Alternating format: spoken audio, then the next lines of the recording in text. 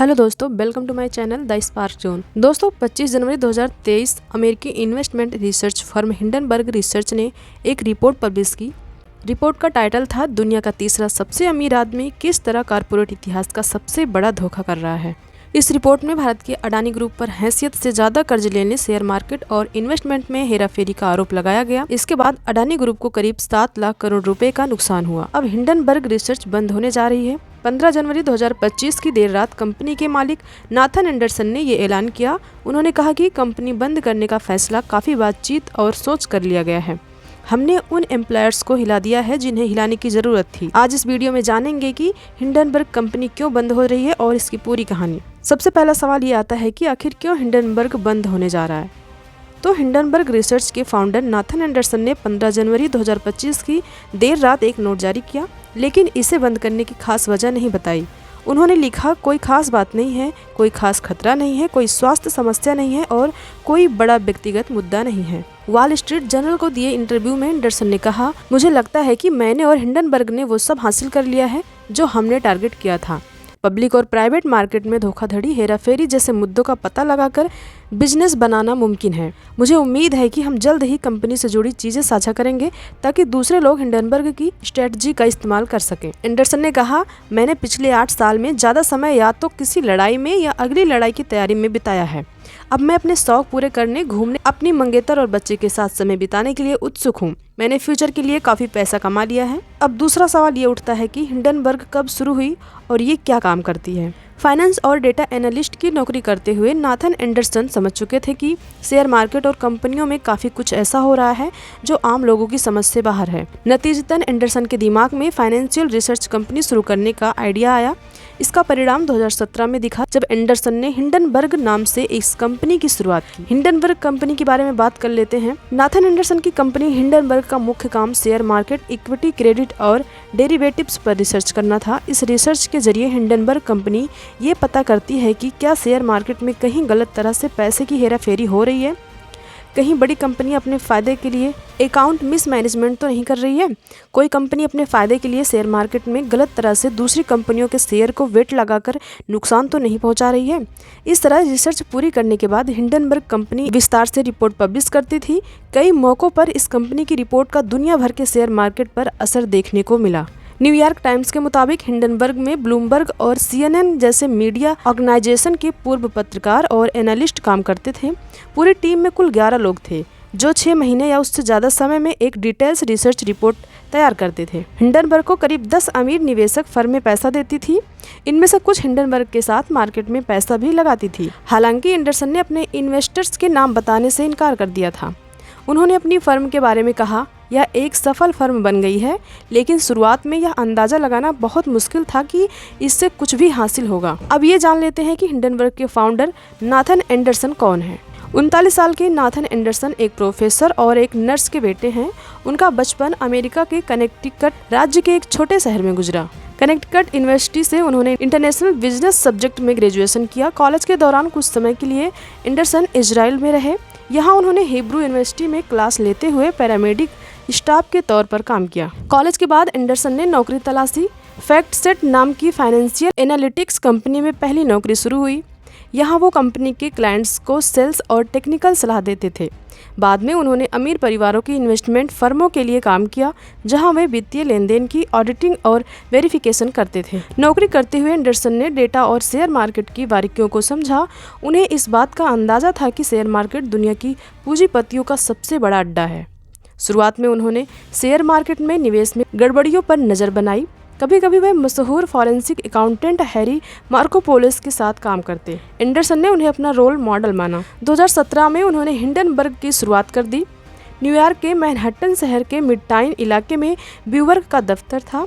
यहाँ से काम करते हुए एंडरसन ने छोटी कंपनियों के शेयरों पर दांव खेला। उन्हें पैसों की जरूरत थी। दरअसल इस दौरान उन्होंने कर्ज लिया था जो बढ़ता जा रहा था। ऐसे में उन्हें मैनहट्टन के अपार्टमेंट से बेदखल किए जाने का खतरा था। यहाँ वो अपनी गर्लफ्रेंड के साथ रहते थे। दिसंबर 2018 में एंडरसन की किस्मत चमकी। मेडिकल कंपनी एफ्रिया पर उन्होंने एक रिपोर्ट लिखी और कंपनी पर धोखाधड़ी के आरोप लगाए। रिपोर्ट पब्लिश होने के बाद एफ्रिया के शेयरों में 30% की गिरावट आई। इस दौरान एंडरसन ने शेयर मार्केट से मुनाफा कमाया। तब एंडरसन को अपार्टमेंट से निकाले जाने का खतरा था। इसे लेकर उन्होंने एक इंटरव्यू में कहा था अगर ये फेल हो जाता तो उन्हें भरोसेमंद और निश्चित इनकम वाली एक असली नौकरी ढूंढनी पड़ती। अब जान लेते हैं कि हिंडनबर्ग कमाई कैसे करती है।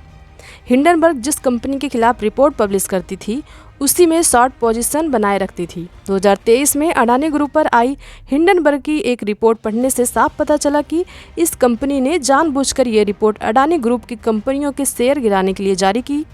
हिंडनबर्ग ने अडानी ग्रुप की कंपनियों पर शॉर्ट पोजीशन ले रखी थी। शेयर मार्केट से पैसा कमाने के दो मुख्य तरीके हैं, पहला लॉन्ग पोजीशन, दूसरा शॉर्ट पोजीशन।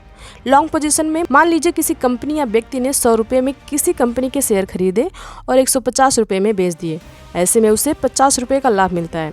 इस तरीके को लॉन्ग पोजीशन कहते हैं। शॉर्ट पोजीशन, मान लीजिए कि हिंडनबर्ग कंपनी ने शेयर मार्केट से जुड़ी किसी एक कंपनी से 1 महीने के लिए 10 शेयर उधार लिए और बी को बेच दिए। इस वक्त बाजार में एक शेयर की कीमत 100 है, उसने उसी कीमत में बी को शेयर बेचे। अब हिंडनबर्ग को भरोसा है कि उसकी रिपोर्ट पब्लिश होने के बाद अडानी के शेयर की कीमत गिरेगी। मान लीजिए रिपोर्ट पब्लिश होते ही अडानी के एक शेयर का भाव 100 से गिरकर 80 हो गया। ऐसे में हिंडनबर्ग अब बाजार से 80 रुपये में 10 शेयर खरीदकर ए कंपनी को लौटा देगा। इस तरह हिंडनबर्ग को एक शेयर पर 20 रुपये तक प्रॉफिट मिलता है।